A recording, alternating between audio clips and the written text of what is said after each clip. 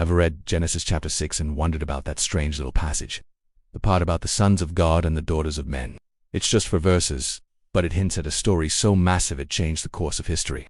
Well, the Bible gives us the headline, but another ancient text, the Book of Jubilees, gives us the full, shocking story.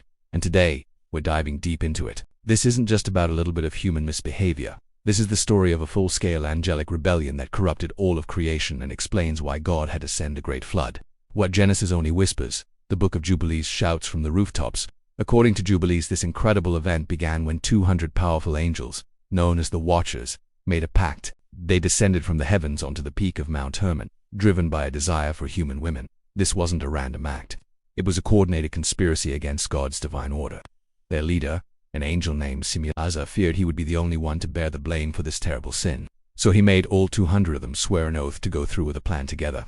They abandoned their heavenly duties, their proper dwelling as the Book of Jude puts it, and took human wives. But this unholy union had catastrophic consequences. It gave birth to a new race of beings, the Nephilim. These weren't just tall people. They were giants, described as being powerful, violent, and utterly ravenous. The earth couldn't sustain them. After they consumed all the food produced by humans, they turned on the animals, then on each other, and finally, they began to devour humanity itself. The world descended into chaos, filled with bloodshed and terror. But the physical destruction caused by the Nephilim was only part of the problem. The fallen angels didn't just corrupt humanity's bloodline. They corrupted our minds and souls. They brought forbidden knowledge down from heaven, secrets that humanity was never meant to possess at that stage of our development. Think of it like giving a toddler the keys to a nuclear power plant. The angels systematically taught humanity the art of destruction and deception. Let's break down exactly what they taught. The chief among them, Azazel, taught men how to make swords, knives, shields, and breastplates. He introduced warfare, filling the earth with violence. He also taught women the art of deception, showing them how to make cosmetics, paint their eyelids, and use precious stones to adorn themselves, which the text links to promiscuity and leading men astray. Semiaza, the leader of the pact, taught enchantments and root-cutting, the foundations of sorcery and witchcraft. He opened the door to demonic influence and a rejection of God's power in favor of dark arts. Other angels had their own wicked specialties. Barako taught astrology, leading people to worship the stars instead of the Creator. Kakabal revealed the secrets of the constellations. Arako taught the signs of the earth. Ezekiel the knowledge of the clouds or weather manipulation, and Shamsiel the signs of the sun. Each piece of knowledge was a seed of corruption. They weren't teaching science for human advancement. They were teaching it to turn humanity away from God, to make us rely on created things and forbidden powers rather than our Creator. This angelic rebellion explains so much. It provides the context for Noah's flood. God didn't just wipe out the world because people were being generally wicked. The problem was far deeper. Creation itself had become corrupted at a genetic and spiritual level. The Nephilim giants were wreaking havoc, and humanity was steeped in forbidden, demonic knowledge passed down by the fallen angels. This is why the Bible makes a point to say that Noah was blameless in his generation and walked with God. Many scholars believe blameless in his generation could also be translated as genetically pure, meaning his family line had not been corrupted by the angelic human unions. God wasn't just saving a righteous family. He was preserving the future of a pure human race through which the Messiah would eventually come. The flood, then, was an act of both judgment and mercy.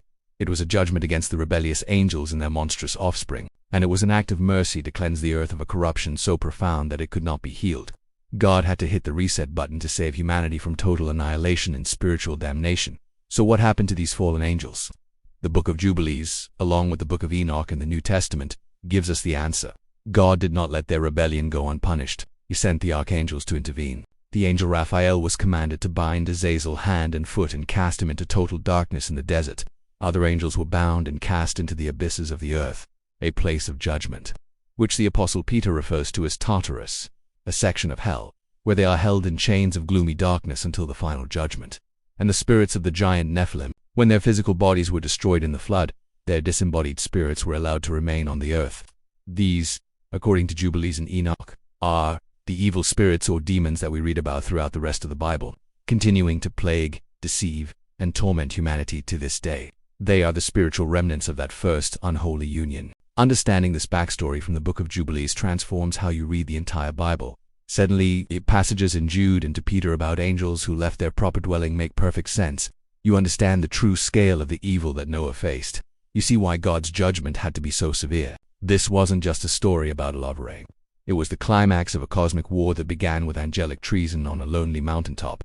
The secrets of the fallen angels reveal a hidden layer to biblical history, one of cosmic rebellion, forbidden knowledge, and a divine intervention necessary to save all of creation. It's a story that is far more complex and fascinating than the simple Sunday school version. The corruption was deep, the stakes were cosmic, and God's solution was absolute. Thank you so much for joining me on this deep dive into the Book of Jubilees. If this blew your mind, make sure to hit that subscribe button, because we have a lot more shocking revelations to uncover from these ancient texts. See you in the next episode.